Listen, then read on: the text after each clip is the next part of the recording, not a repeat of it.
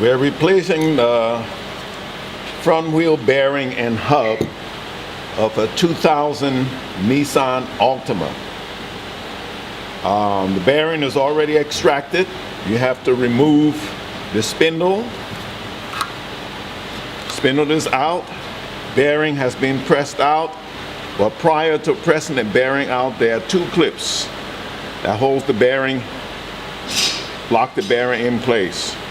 One on the front side and another on the back side.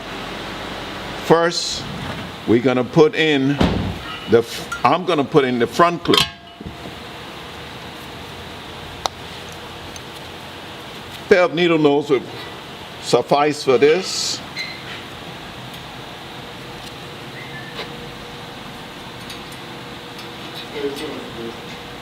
I'll do it on this surface. Grab the clip.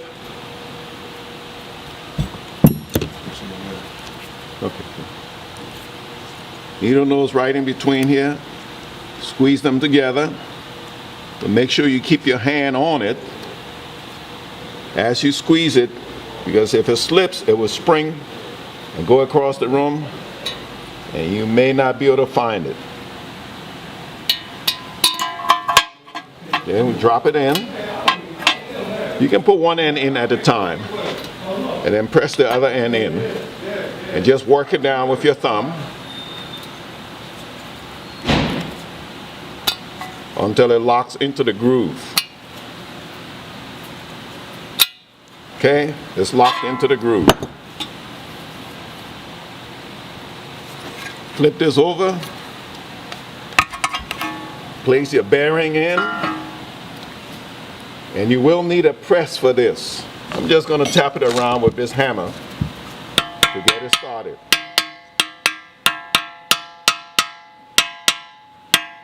Tap around the edge of it. Okay, try and get it even. Then you will take this to a press, if you have a press, and press it in place. If not, find a big socket of sorts.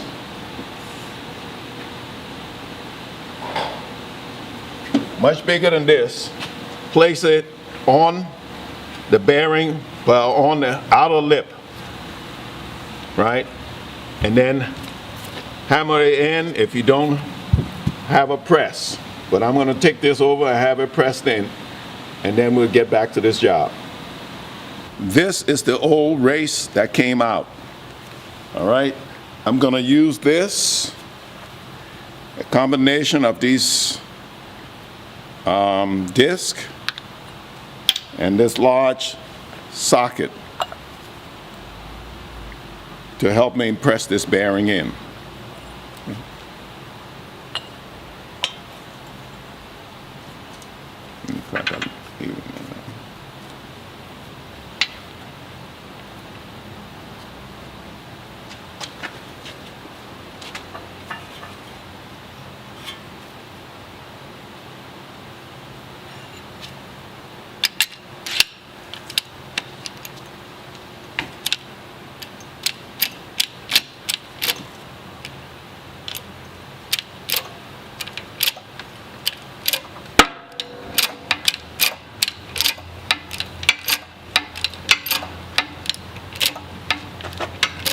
You keep pressing until it bottoms out. It will bottom out against the clip that was just put in.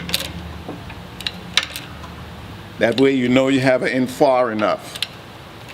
If you try doing this before you put that clip in, you might go too far and you won't be able to get the clip in.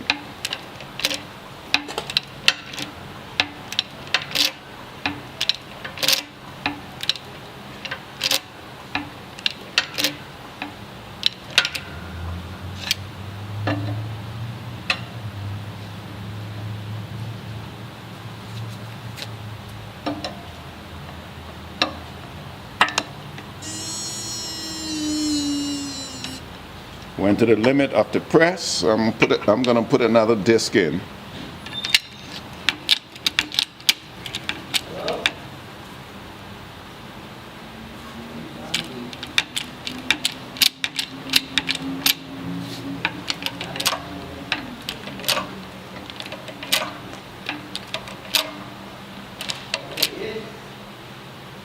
Okay, we have bottom out, all the way in.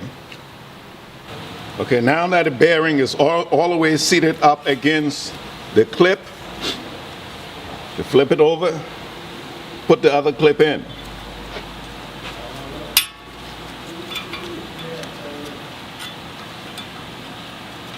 Drop one end in, or you can use the needle nose vice pliers.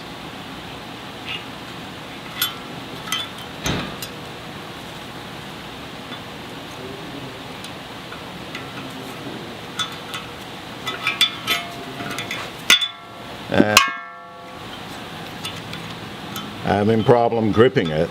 I guess my hand's not big enough for the spread, so I'm going to feed it in with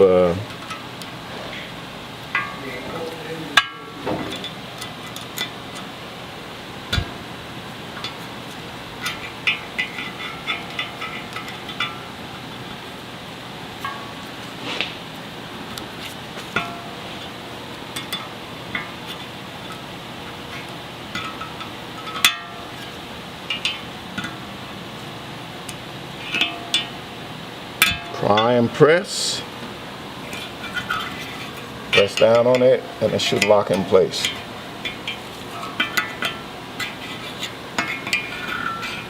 Okay, the O-ring is in place. A clip.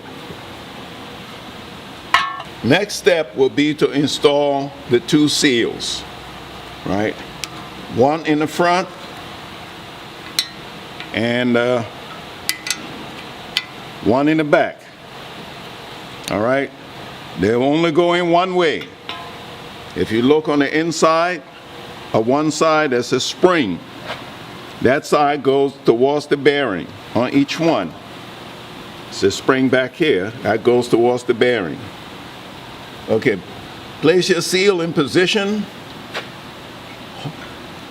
Hold one edge down and then gently tap with a flat edge. I'm using a extension. Tap gently, opposite sides. Move from side to side.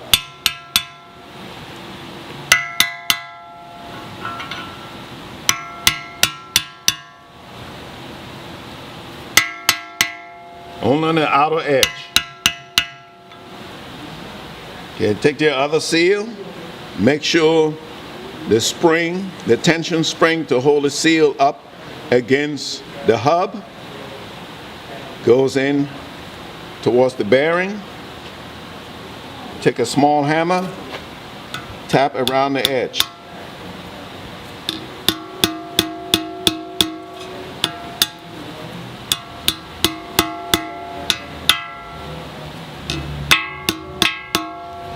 Better than this, if you have a socket or a piece of pipe that will fit along this outer edge, that would be the best thing to use. But I do not have the right size.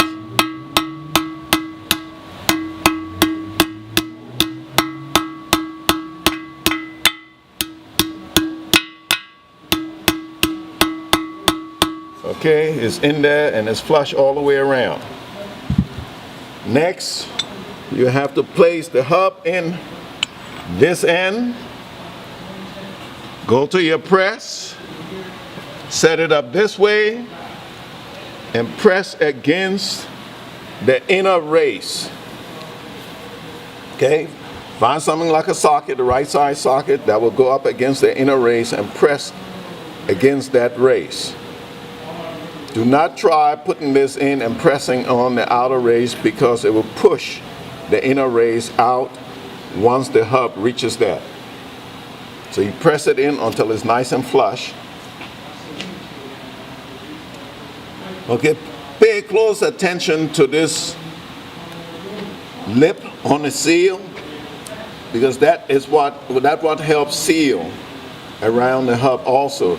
Do not damage it while you're tapping this bearing or pressing it in this seal. While you're tapping it in or pressing it into place. Okay? Do not damage this black rubber rim.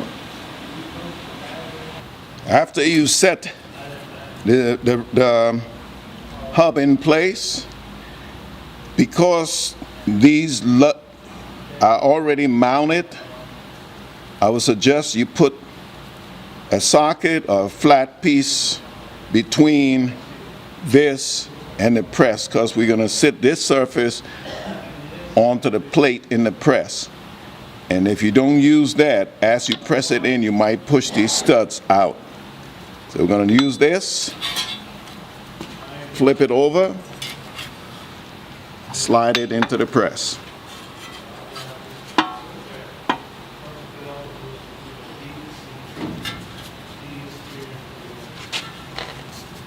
And make sure these studs are not touching.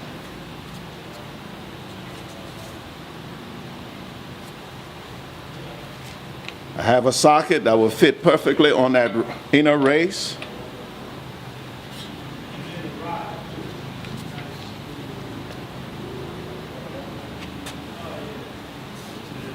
Center it.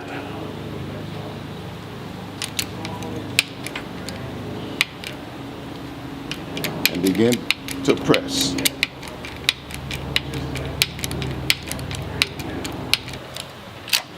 Okay, and down we go. Nice and easy.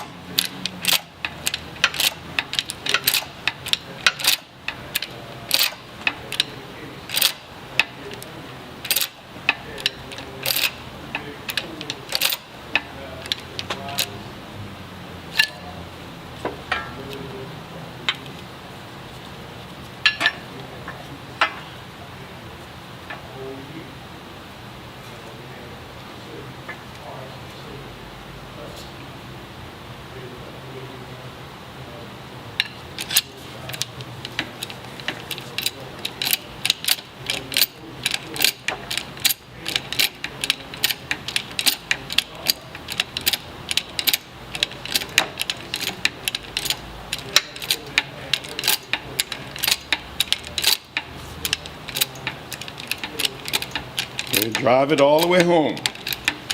You feel when the bottom's out. Okay, with everything pressed together, seals in, bearings in, the spindle, just spin it by hand, it feels nice and tight. No play at all. Okay? Now we're going to slide it in here. Drop the ball joint over the ball joint. Slide the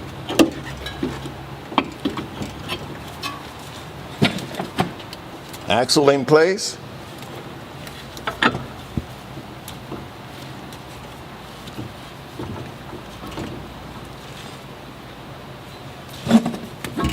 Have to get the splines lined up.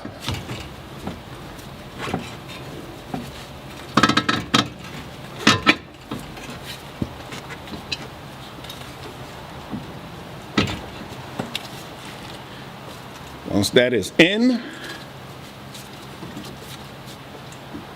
you will need to, in this case, press down on this so you will clear the CV joint.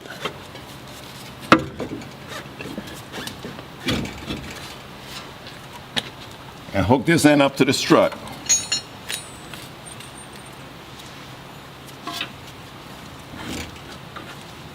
Lining these two up, it would be good if you have help. So one person press down on the control arm while you insert the bolts. But I'm gonna try and do this by myself right now.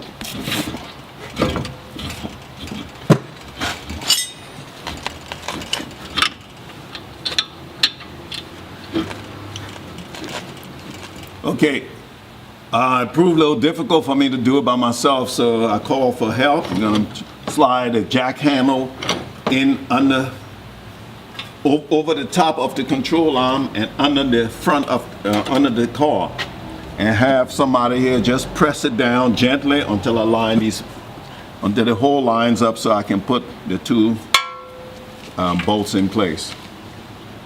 Go ahead. Bring it back up a little bit. Down a little bit. A little bit more. Up a little bit. Keep going up slowly.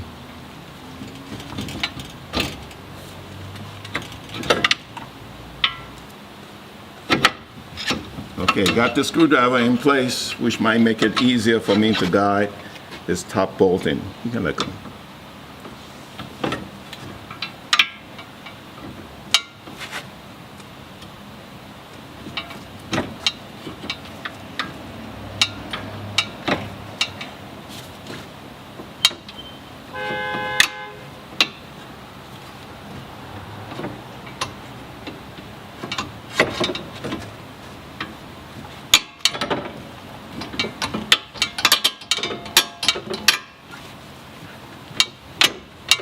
Okay, have one in, and work on getting the other one in.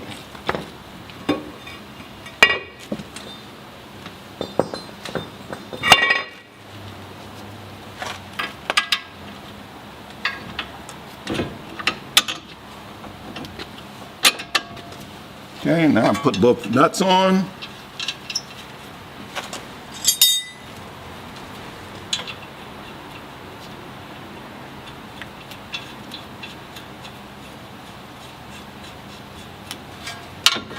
Excuse me.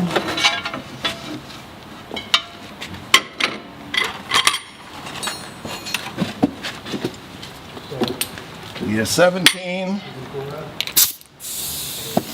socket and 17 wrench to tighten it up.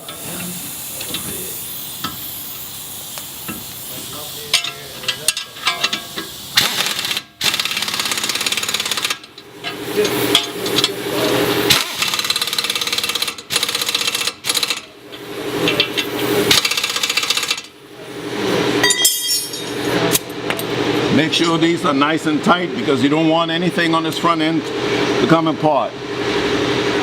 I'm not torquing them down using the torque specs, but you can look up the torque specs to make sure you get it right.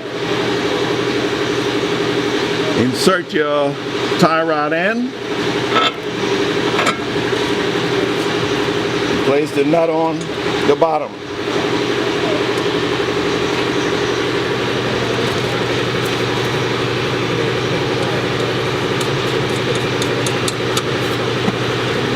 Okay, one more nut for the ball joint.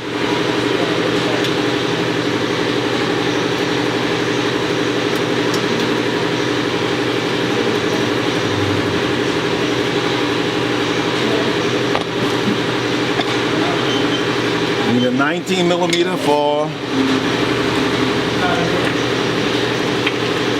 the tie rod end.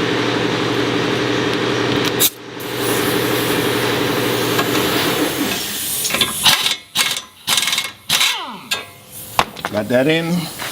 Now, all you have to do now is tighten down the castle nut for the ball joint and insert your cotter pins. Put your rotor back on.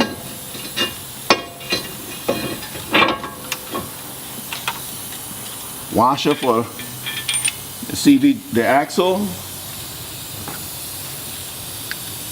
Axle nut is already in the socket. Run that up.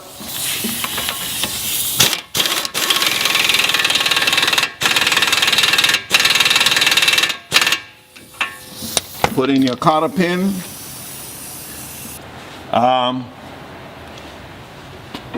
With the rotor on, we're going to replace the caliper by putting this section on first.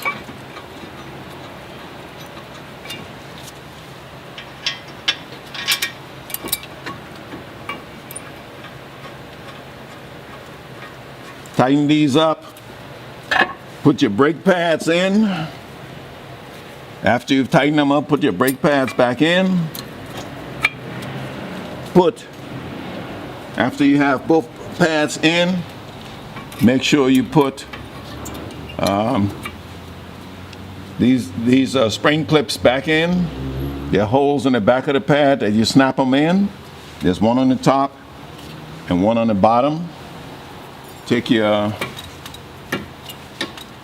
caliper with the piston part, slide it in here. I usually only take them off on one end. I don't do both ends. Slide everything in place. Put the screw back on, tighten that down. Put your wheel on. Before you do that, make sure you've checked that everything is tight. And put your wheel on, and the job is done, and you're good to go.